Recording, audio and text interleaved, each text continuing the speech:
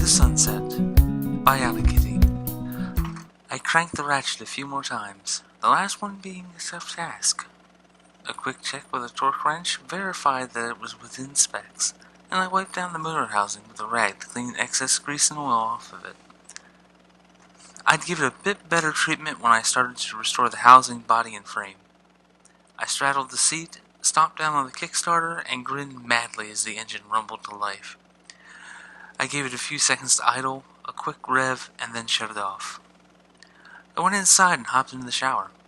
Twilight was helping Cadence with her fitting over at Rarity, so I had a little bit of time. I pulled out some clothes and set them to the side, and looked over at the box that had been sitting on the side table for almost 2 weeks now, almost as soon as I had started rebuilding the engine. Opening it, I saw a pair of helmets inside, both with polarized visors and our cutie marks on them. I smiled and started to get dressed as I heard the car pull up in the driveway. I was toweling my hair as dry as I could when she walked in. "Well," she said as she slid up for a kiss, "since you're not still elbows deep in the crank pan and covered in grease, I assume you're finished." "Yep," I said, throwing the towel into the hamper. "And you're just in time, Twilight." "Time?"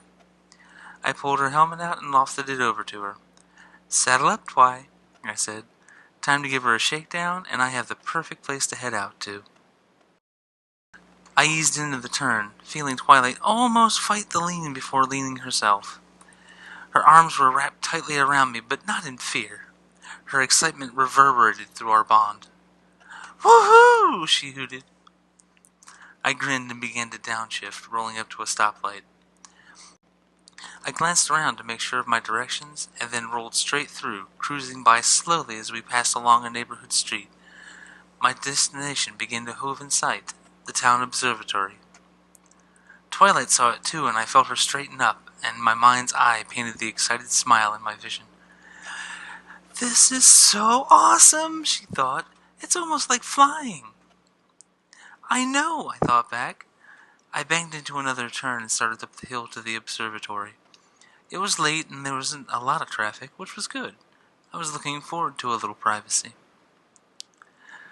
Next to the lot was a rather large oak tree, and we went and sat under it, snuggled up, and watched the sun slowly sink into the horizon. "That was fun," Twilight said, shifting and tucking a little tighter into me. "Though I almost wish the observatory wasn't down for repairs to this telescope mount." "Rather stare at stars than a sunset with your fiancé?" I asked.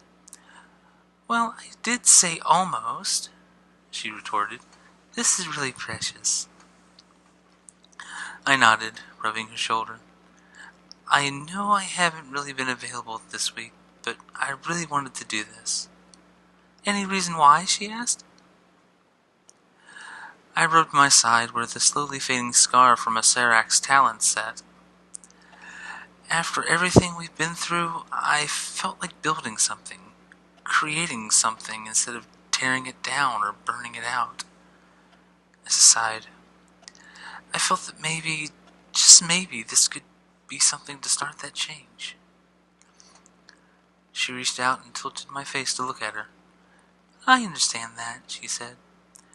"I have been talking with Princess Luna, and she's helped me come to grips with most of what's happened, but it's still there, in the back of my mind." She squeezed her eyes shut, a tear slipping free. "Knowing has helped, but it's still a slow process." I leaned forward and rested my forehead against hers. "We're both a little damaged right now, Twi," I said. "But at least we can hold each other up while we heal." I felt her nod, and we sat there for a while, the sun slowly sinking and turning into glorious shades of red and gold. "This is somewhat symbolic, you know," she said. "How so?" "Well, in most senses, we're closing the door on high school. We're about to start a new day, just like the planet is. Also," merriment flashed through the bond, "you can't have twilight without a sunset." I gave her a squeeze as the joke registered. "You're right about that, Twilight," I said as the sun slipped fully out of sight and stars leaped to the sky. I stood and helped her up.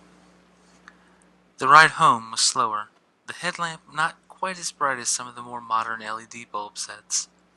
I had a kit on its way, but I had figured that we had enough light and the rest of the lights were in perfect working order. As we walked in, the book we shared with Princess Twilight was glowing slowly, indicating a waiting message. I went over and flipped it open as Twilight put her helmets on the counter. Dear Sunset and Sunshine, upon the question that you had asked about, I have compiled a few possible variations on techniques used here in Equestria, and what I understand of your world. I have them jotted down and will be most happy to go over them with you on your next visit. Now, note that I have absolutely no idea about the other effects that an embryo consisting of equestrian and human DNA may have, but as near as I can hypothesize, Sunset's DNA is sufficiently close enough to a human that no serious complications should arise. By the way, Pinkie is already plotting your pre-baby shower party. Just a heads up. Your friend, Princess Twilight Sparkle. I turned and looked at Twilight. I don't recall mentioning anything like this to the princess, I said, squinting at her. Earlier, when you said you could understand my sentiment... Twilight started tapping her fingers together. I may have mentioned it during our lunch when I went to talk with Luna, she said nervously. I didn't think she'd launch into a full-fledged research project. I leveled a look at her. Twilight, I said, if someone had asked that to you, you'd at least Google it. It's like waving a red flag at a bull.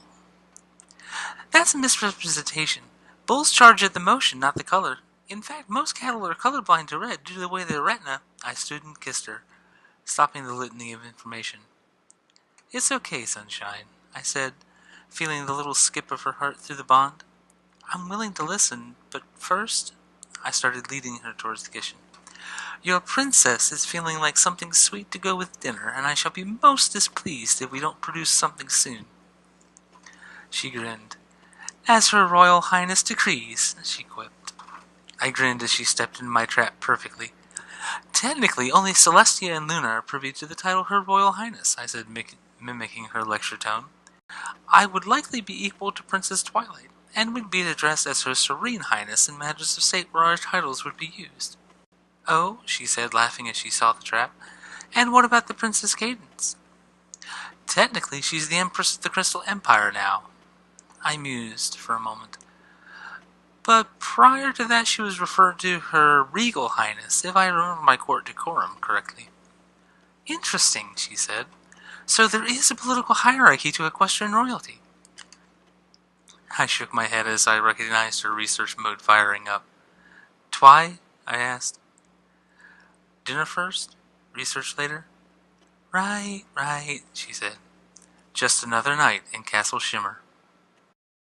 Hey everyone, I just want to thank you for listening to my second My Little Pony reading. I have the link to the original story and my profile down in the description box.